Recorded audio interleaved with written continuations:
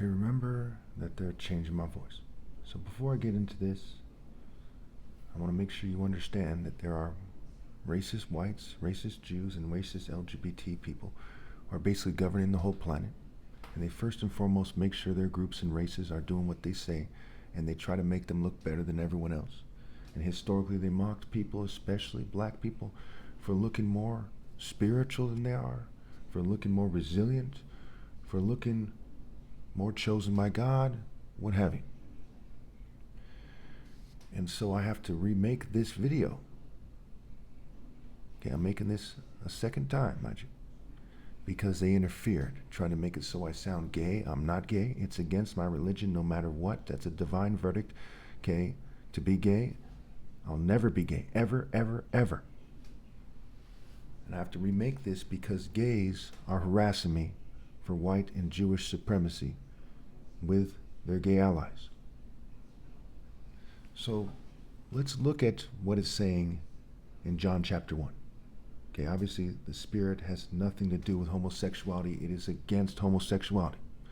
So in the beginning was the Word, and the Word was with God, and the Word was God, right? The Word was not the white spirit. It was not the Jewish spirit. It's not the LGBT spirit. If you don't know that, you're probably severely retarded. And really, why don't you know that already? And so the Word became flesh. Now what does it mean for the Word to become flesh?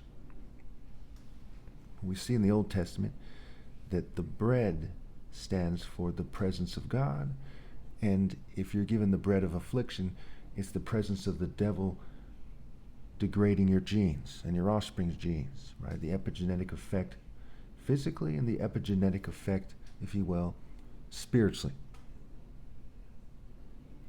So the bread also stands for the flesh, right? We said in the New Testament, the Last Supper. So this is the bread I'm giving you that stands for my flesh, which is being given for you to understand how to go to heaven, which is carrying your cross in the divine order and living and dying for God. And the wine stands for the blood that was shed for you to understand why to, be a martyr, what have you, why to carry your cross in the divine order.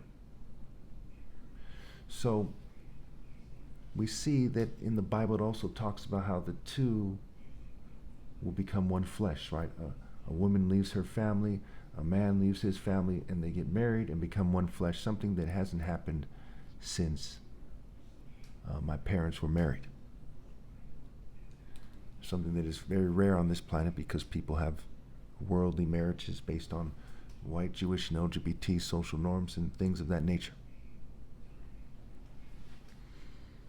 So the two become one flesh, and the flesh stands for the presence of the Spirit of God. So the two who are married in the divine order become part of the Spirit of God, part of the body of Christ, and therefore the presence of God is among them. That's why people these days look like they're the walking dead, because they're further from the presence of God and they're given the bread of affliction.